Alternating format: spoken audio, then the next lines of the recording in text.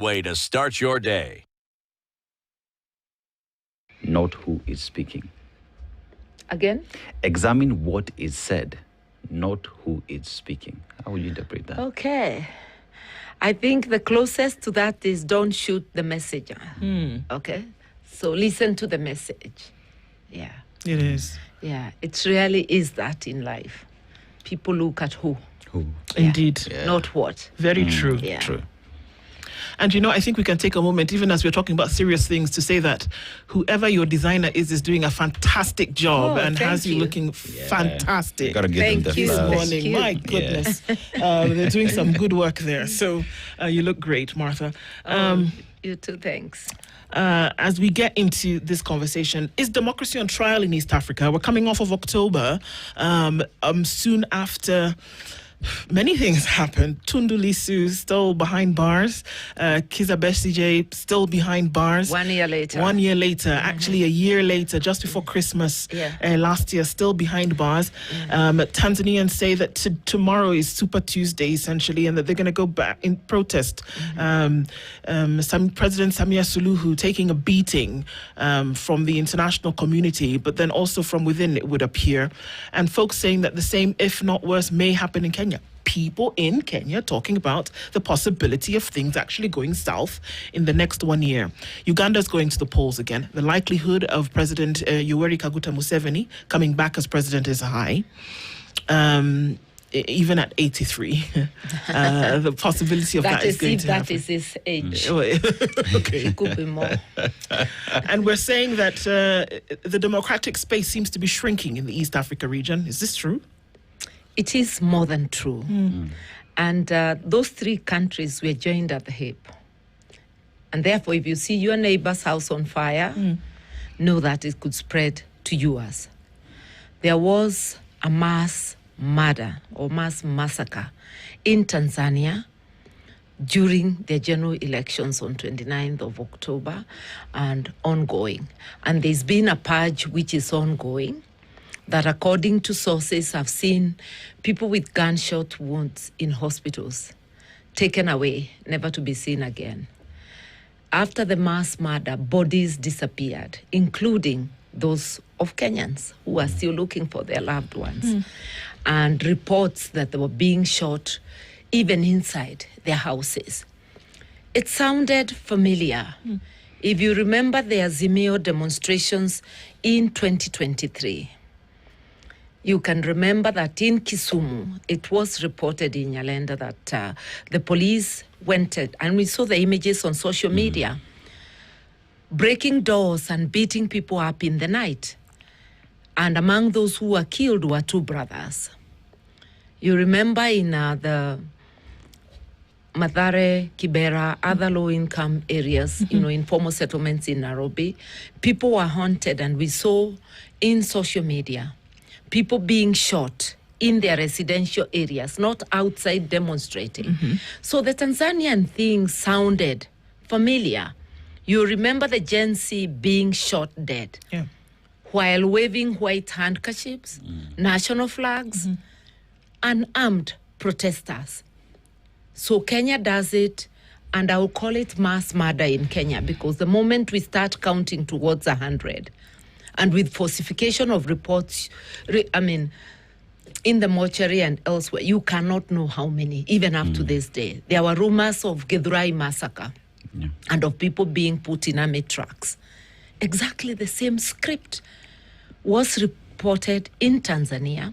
It appears in Tanzania it was more, because they talk of, there are those who say 3,000. There are those who say it could be anywhere between 8,000 and 10,000 people. We have seen in Uganda, at every general election violence, we are seeing people being shot in Bobi Wine's rallies, peaceful rallies, and you end up with bloodshed. 3 reported dead, so many being shot, intimidating people because they've done nothing else but to express themselves. Even in Tanzania, from the images we saw, the protests on 29th of October were peaceful. But then we saw the retaliation is violence. So it looks like the East African leaders are reading from the same script. They're in the same WhatsApp group. Cross-border abductions. Kenya becoming the East African capital of abductions. Kenya abducts its own nationals. It abducts foreigners living in Kenya, renditions them. We'll remember the Turkish four who were here legitimately as refugees. We'll remember Ethiopians. We'll remember 36 people abducted from Kisumu, members of Besige's party. We'll remember Besige, abducted last year, November 16.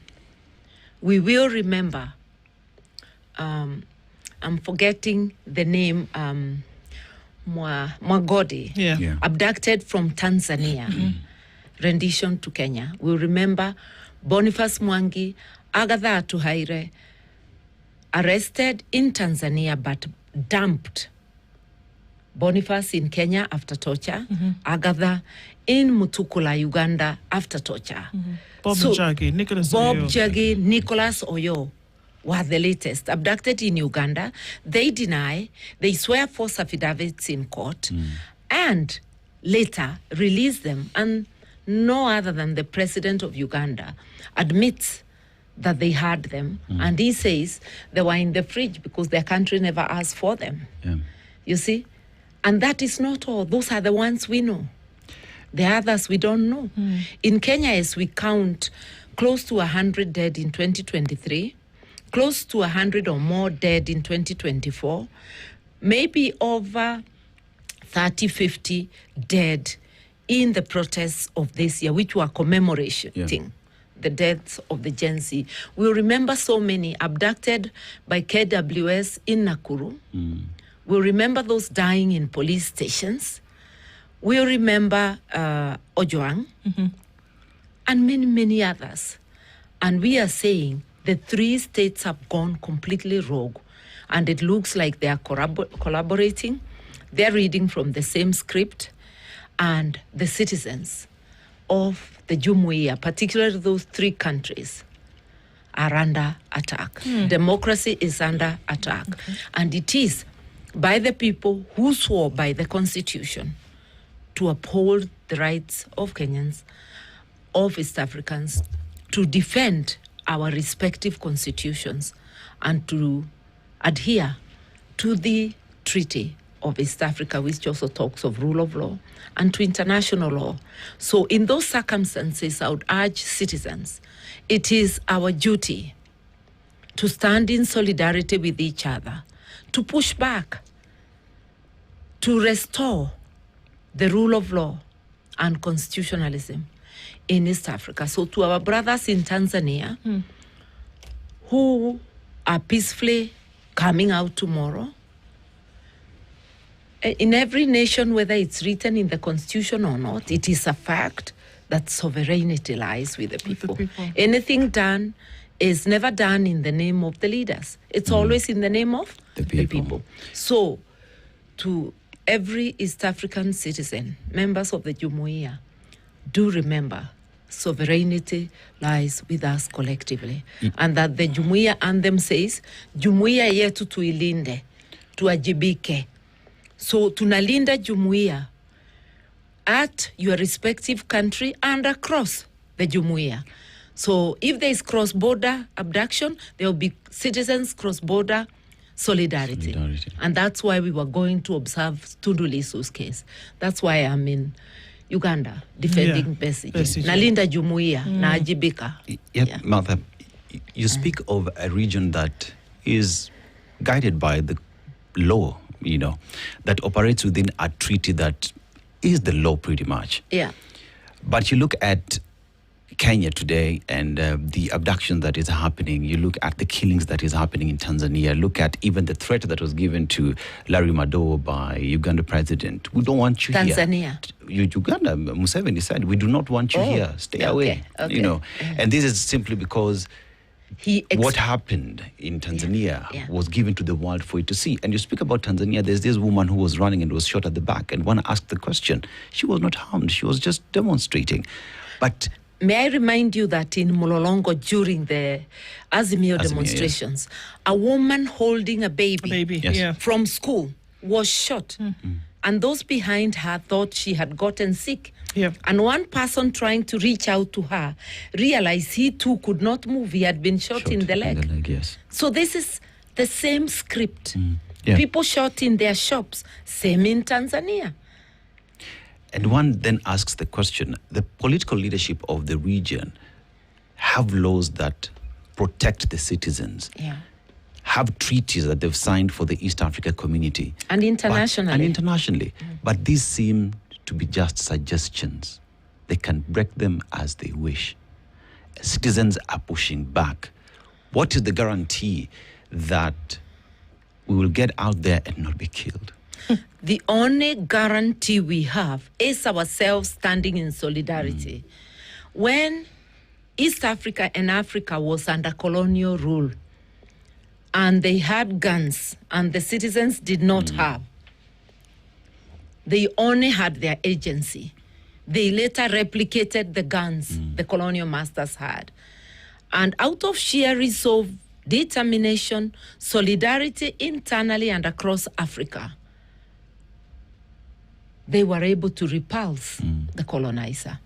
Today, we have ukoloni mamboleo by people with skins that look like ours, but their spirit is extractive, is worse than that of the colonizer.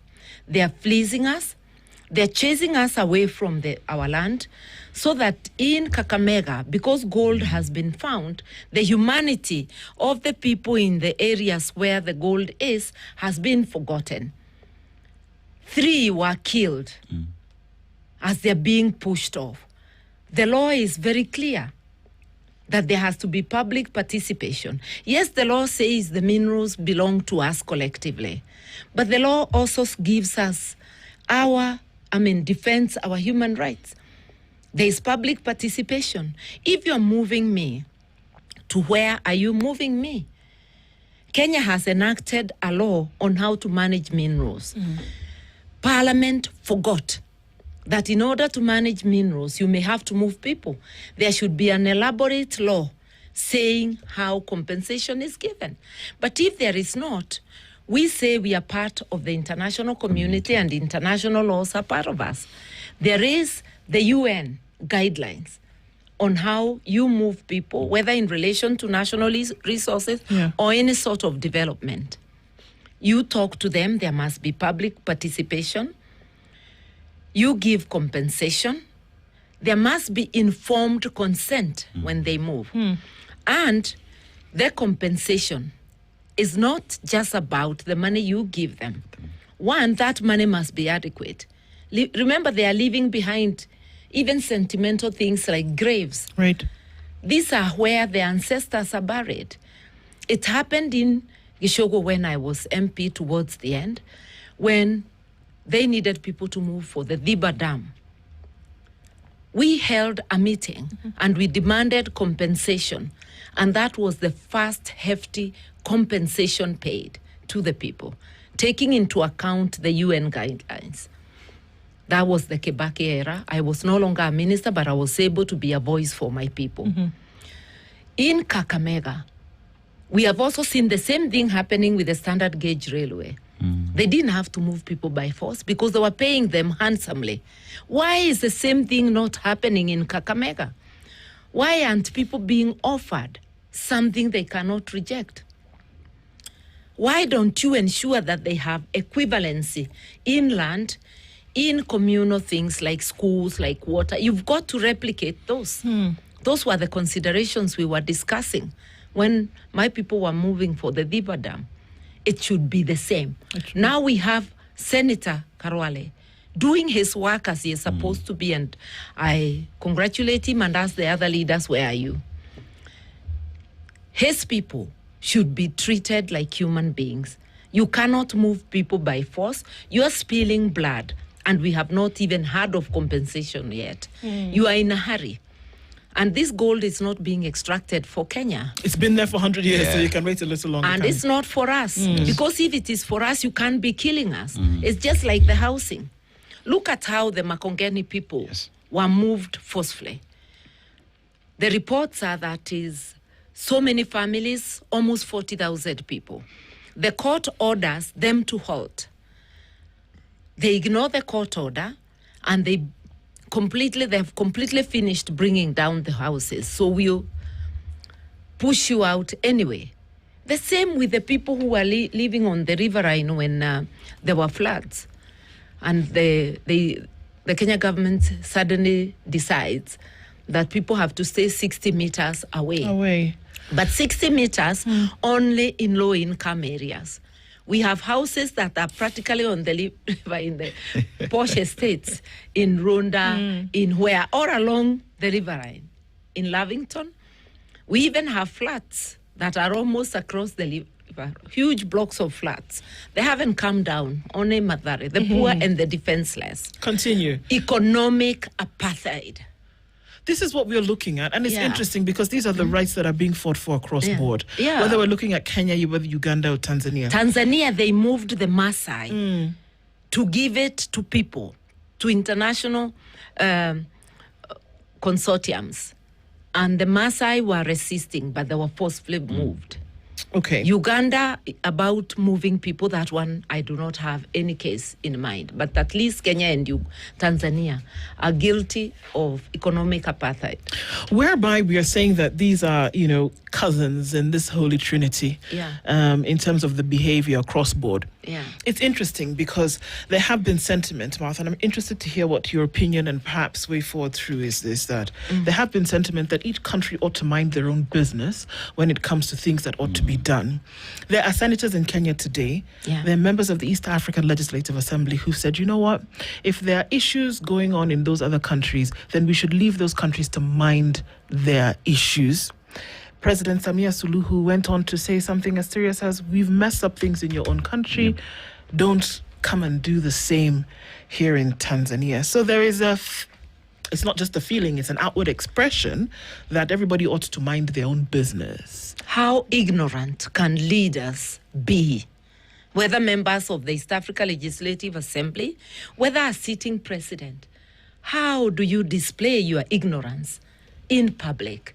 Let's just start with the national anthem, even before you go, in the Jumuya anthem, even before you go to the treaty. Jumuya yetu tuilinde. And that's the refrain, so you keep on singing it after every stanza. Tuajibike, tuimarike.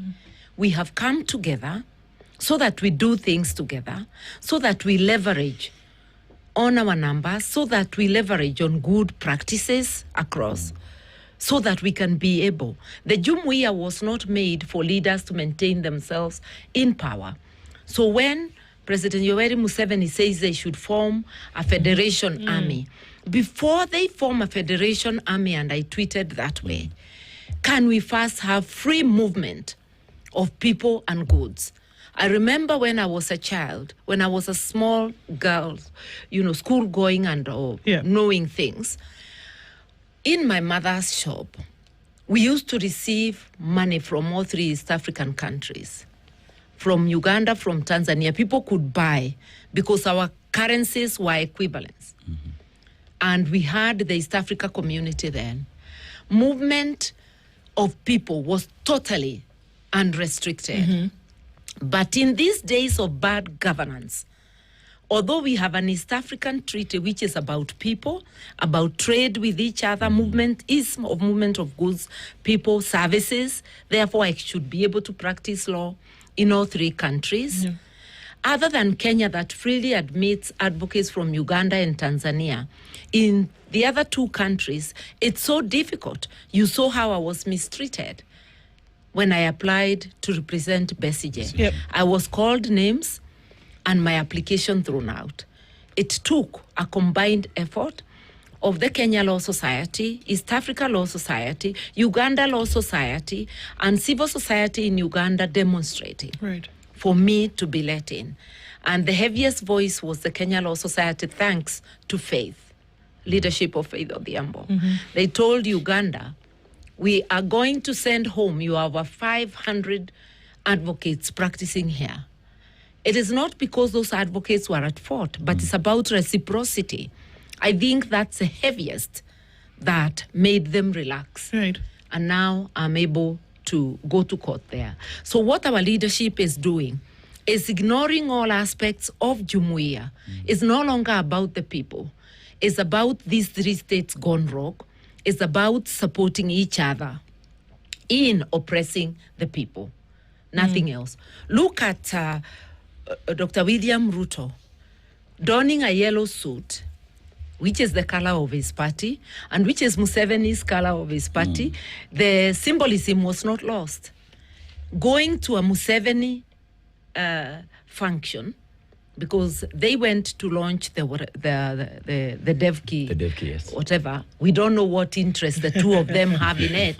It's not just a trade. It looks like they could be having a stake. I say looks like. That most likely they could be having a stake. And he went there to support in full regalia. Bob Jaggi and Nicholas Oyo were still there. Nothing about them. Is about them supporting each other. This is so wrong. You cannot use the state.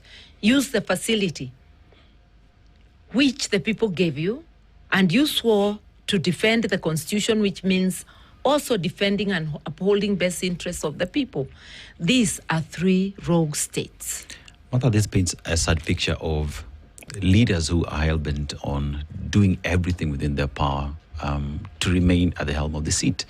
That includes killing innocent civilians. That includes abducting and disappearing individuals. That means torture. Curtailing every and civil curtailing- liberty. Yes. And one asks the question, even as the political class continues to fight to control these, to be in power, it is to serve the people. Then why kill? Why torture the same people that you want to lead? I think this is where we need to call ourselves to a small meeting as citizens. Why do you continue to listen to a leader who does not respect your life, your humanity, and even our property? Because when the leadership, we just have had by-elections here in Kenya, and we saw how violent they were. In Bere and in Malava, if I might just, and even in Kasipul, Kabondo. Yeah. It was total chaos. And thereafter, we have seen police tear gassing a church where the second deputy president was having a meeting. Why do you curtail civil liberties? It actually reminded me of William Ruto during the Uhuru era. They were not tear gassed in church, at least. But I remembered a tour his people had. I can't remember whether he was present in Murang'a. And I remember C.S. Alice Wahome was among those people. And there were tear gas outside Keno. The same places now, the opposition is being tear gassed. Surely, if you are crying that time that you're being pushed and swearing that you'll not be doing those things, this goes to Dr. William Ruto and his brigade. Why are you repeating the same script? If that time you were crying out aloud, don't you think that the people you are doing this to are human? And to our police officers and security agencies, you know your job.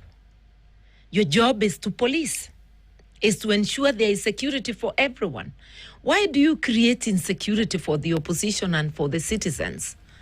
Why do you kill citizens in the name of dispersing, whether it's a protest or whether it is a political gathering? Why don't you remember that if you bring this country down, you too will suffer? You electoral official, why do you bangle the elections? Like in Bere, why did you chase people away from a tallying center to be left alone? Why do you bring armored tanks to an election? Why do you have so much police as to intimidate all over the country? How does a hotel get destroyed, vandalized, in a place that is so militarized, there is so much police? How do cars get banned? And you check whose car? Opposition. Whose hotel? Opposition. Yet you say you are in control. If you are in control, then tell us who banned, because it is you or your people. Yeah.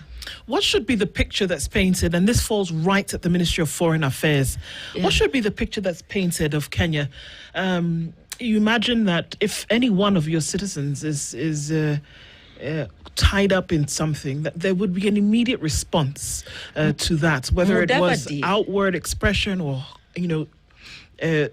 negotiations diplomatically. We don't see that as robustly as we thought. His PS and the entire team don't seem to get it.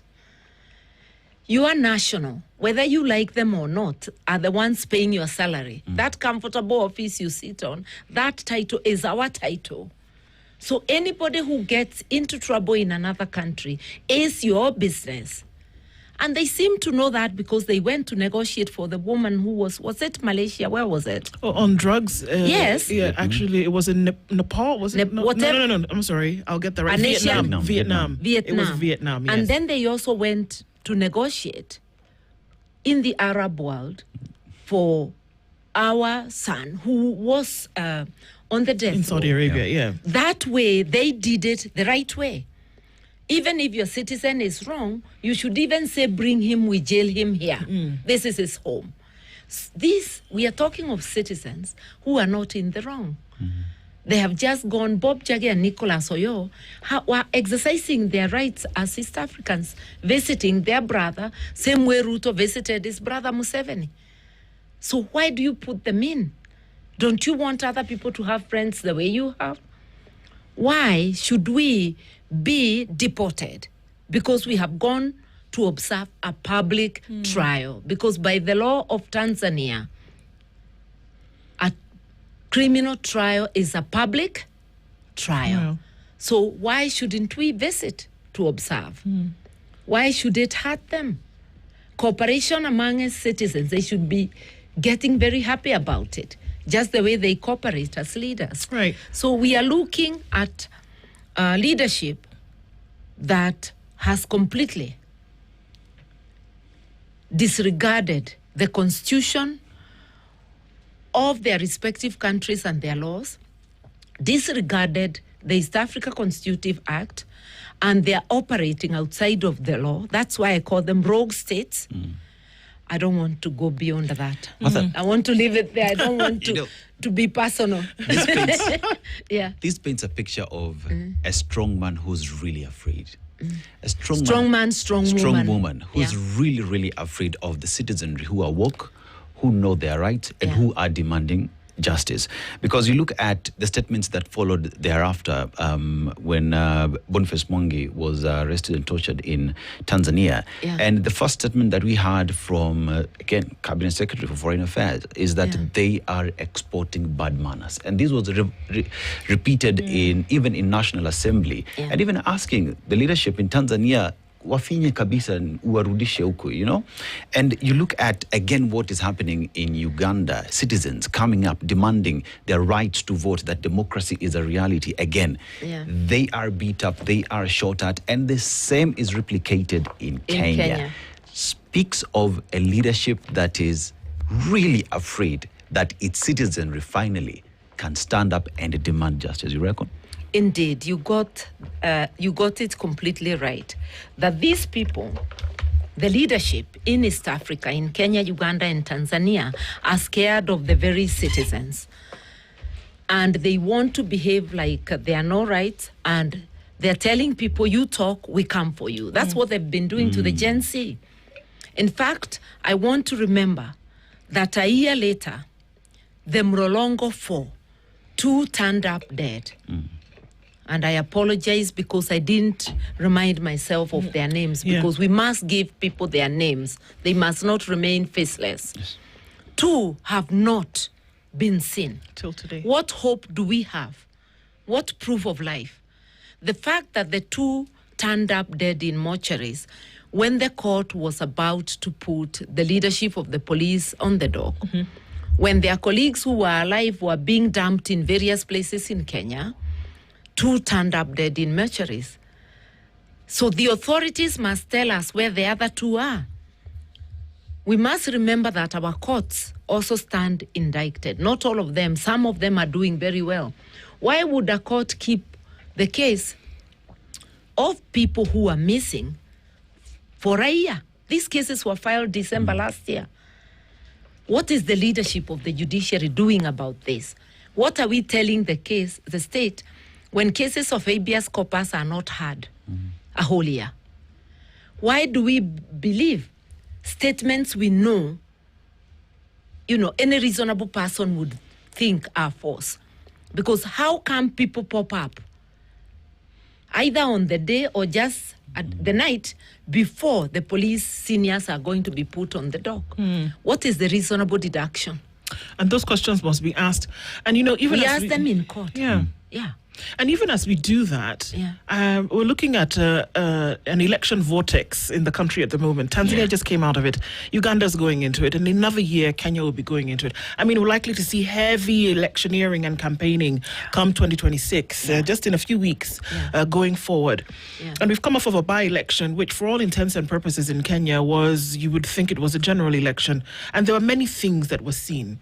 I mean, having been involved in many an election yourself, Martha, and then sitting at a place whereby you guided justice and constitutional affairs for some time, and then looking at what is currently constituted as an IEBC, speaking fairly, speaking objectively, what have we seen from your point of view that could point to what could happen in the future? We have seen total incompetence by the IEBC. The way they responded to the threat to violence just before the elections, fining parties $1 million each, which they can afford. That is telling them carry on. And they indeed carried on until it got very ugly. You must find who is at fault.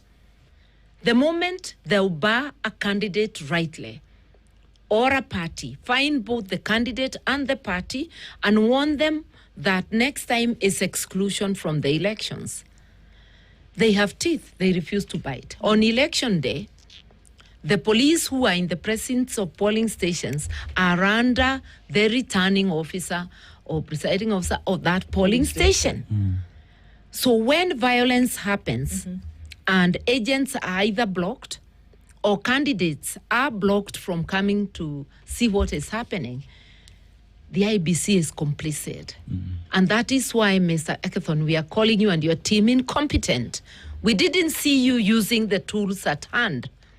If you can't manage a mini election, how will you manage the general elections? We'll be visiting you in your offices to tell you this to your face, because this is a feedback, honest feedback from citizens that you have displayed incompetence. How will you then convince Kenyans that you can handle general elections? Remember, you may have been appointed by Ruto, but he didn't appoint you to his family enterprise. He appointed you on a seat where we, the public, are paying you. You are our employee. Listen to us and read the Constitution. Acquaint yourself with what your job should be. How would you read the electoral agencies in the region? Look at the INEC in Tanzania. You go to Uganda. Goodness. You come to Kenya. They act at the behest of the leadership. Exactly. Look at Uganda. Have you heard any statement? Uganda has been quite funny because in certain seats, they have disqualified everybody else just to leave Museveni's candidates. In Tanzania, they actually barred Chadema, the main challenger. Suluhu went to the elections against her own shadow. And Suluhu versus Hassan, she got 98%, where the voters were on the streets, not in the polling stations. Perhaps the security agencies could have voted, and that's the 98%. And you look at Kenya. Kenya, there was a contest, and they come up with 50-50, one just passing the other slightly. After so much money, so much intimidation. Is that something to gloat about? Let's assume those votes were okay. Yeah. Is it a clear win, a decisive win? No, it isn't. To the citizens of all three East African countries, and especially my fellow Kenyans, don't lose hope. It looks like the nation is tilted towards one term, but we must check our failures as the opposition. What could we have done better in a bad situation to make sure that our win does not go away, that our win persists? Those are the lessons we must learn. And as citizens, we know life is hard. We know the cost of living has gone up. Joblessness is at an all-time high. We know people are not assured of their daily meals. But what I would say is that on the day of election, the hunger of one day will not kill you. Do not take money. Not on the day of elections, make it a special day. I will not talk about what you do other days. But on the day of elections, let it be clear that a majority of people won't change. And if you get anybody distributing money, chase them away. And if that money drops, let the person go without it, you know? Do you think, Martha, even these things that you're saying, that is Kenya ready for those discussions, not just the discussions, but the movement? Here we are. Because I tried to think about this, and even conversations that we've had over the last week, and even the last few years, that it is the modus operandi for people to take money around election times and even other times, whereby they want to feed a need of the day. Because the need exists. We can call it whatever. And it's acute. It is. It exists. But then we've also been told that there are people who take money even if they do have food in their homes. They're not hungry on that day. It's a culture. But they still take the money. Exactly. It's a culture. So how do you break culture and tradition? And that's my question. That is Kenya ready for that position whereby you say, I am going to hold you accountable for the work that you will do if I give you my vote? And I'm not going to give you my vote based on something that you put in my hand on the day that you are asking for it. Are we ready to make that move, that transition? I'll answer it with a question. Are we ready? Are you and me ready to hold that conversation? Because people talk of civic education. They do not see themselves as the prime movers of that education or engagement. They see the next person. Every Kenyan who is aware must lead civic engagement in their sphere of influence. You have your family members. You have your friends. You have your chama members. Can each one of us spearhead that conversation? That how shall we deliver and safeguard our votes? Because we all have a duty. Zote tulinde katiba na tuajibike. If I may repeat the words of the Jumuya national anthem, but you now actualize them in your own area. And by the way, Article 2 of our Constitution says that we all have a duty to uphold and defend the Constitution. So even that anthem is derived from our laws. So it is your duty, you and me, to uphold and defend the Constitution. How do you defend it? By making sure that the areas of influence you command act in accordance. So let every Kenyan, every knowledgeable Kenyan, and take civic engagement. I will not call it education. All of us have an inherent moral compass. We come with from the factory. There is something that tells you when you're about to tip over. And that small voice inside you will be telling you, no. Another one, just go on. So we all know when we are doing something wrong.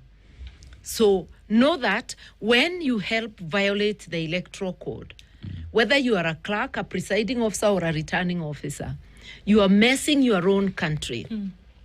When our money is abused and there is no medicine in the hospitals, even if you're a big boss who can afford private health, you might have an emergency next to a public facility in the rural area. We had a plane crash in Busia. If there was no first aid in Busia, even with the planes being sent from Nairobi to collect us, we would have reached Nairobi dead. So what saved me on on the clash is not the hospital I was brought to in Nairobi. Is the first aid I received in Busia. Right, yeah. So you do not know when you will require services. It is in our best interest to safeguard our resources, ensure they work for us, so that every part of Kenya is as nearly as possible like the other. It cannot happen when we are stealing and encouraging theft of our money. When we receive from politicians what we know is not from their pocket, we are encouraging theft of our resources. Yeah, So how do we safeguard Yes, exactly. our common good, Yeah. including our resources? Please start that conversation where you are. Don't give up. Dictatorship and authoritarianism have never won in the world. The question is not if, it is when and how they get out. You speak of corruption, and most of the time we hear in these campaign trails on how kula pesa lakini unajua kura unaweka wapi. Perhaps it's a conversation as well that the political class needs to call out and ensure that citizens do not partake in this bribery. But then again, if you just pause and look at what happened during the election. So we have the EACC, a body that is supposed to give its recommendations and its report on the individuals that are running for office. Here we have an individual who has question marks on their background. But then again, you find that they're being cleared. They're running for elections. We ask our EBC, they are not aware. And one asks the question, when you speak of multi-agency approach to ensure that the elections are free, credible, and fair, how is that when an individual who's running for office has question marks? The question is, multi-agency, who are they working for? When do we see these agencies coming into action? Like the National Cohesion and Integration Commission, which is tone deaf when operatives in government are speaking, but will have microscopic hearing potential when it is people from the opposition. And sometimes you see the EAC, the Anti-Corruption Commission acting the same way. You see the prosecution, even withdrawal of charges of the politically correct and persecution of those who are not. So which agency can stand up and be counted? I'm reminding those who man and woman these agencies that you work for the people of Kenya, and that we as citizens, including those working in places of influence, we have our own agency as individuals. And we are under our constitutional duty to uphold and defend our constitution. Remember that.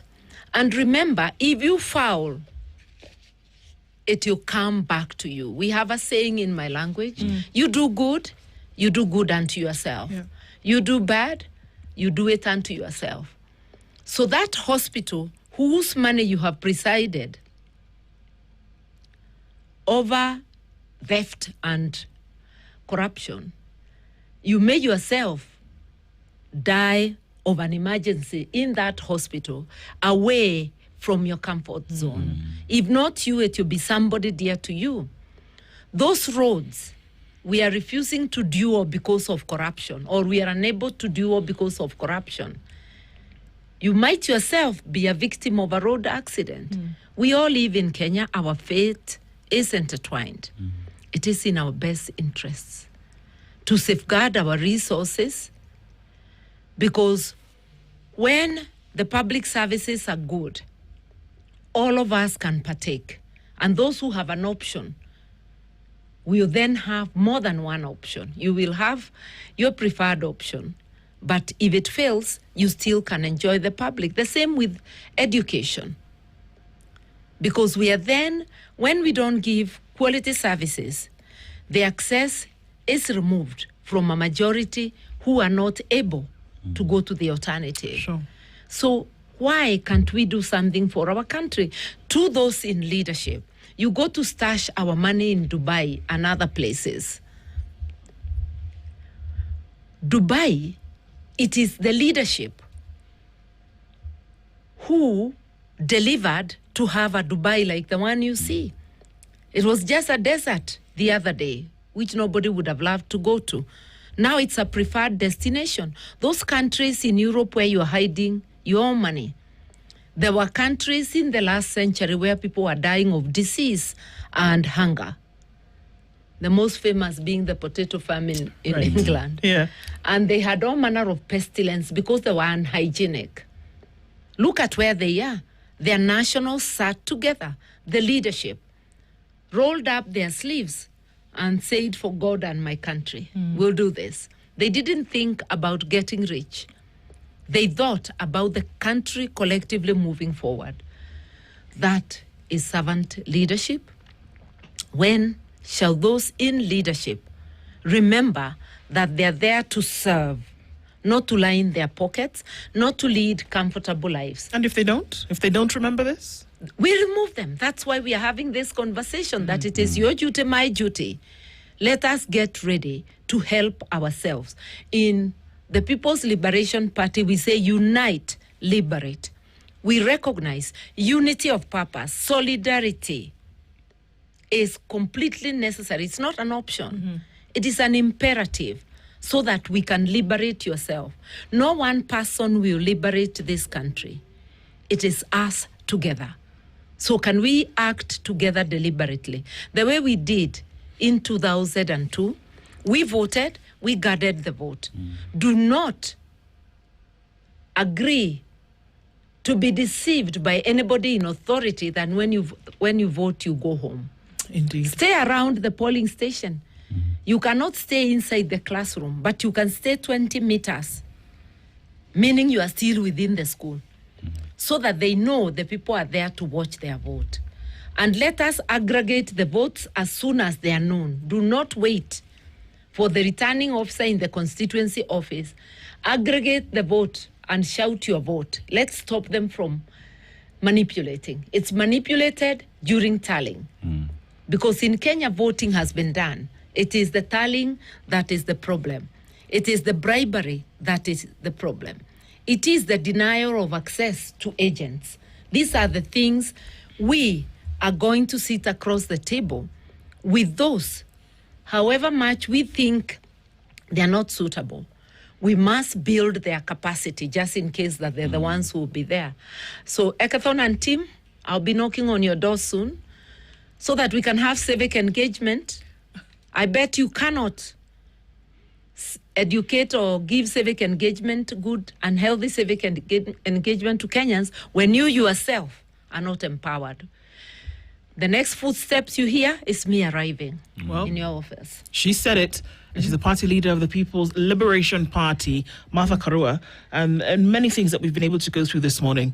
But I guess the next step is a visit, which we'll all see, of course, and that we continue to engage in this discourse. Thank you for being here this morning for us to be able to do that. And we look forward to the next because they must be regular. Asante sana. Just to remind everybody, our country, our region is in our hands. Let's wake up and do something. Have a blessed festive season. And remember, Martha Karua will be asking for your vote to be president of this republic. I describe myself as the standing president. William Ruto may be the sitting one. I'm the standing one, waiting for that seat. There you go. Courtesy of the people. It's 9:02. Good morning. This is the Situation Room, the only way to start your day.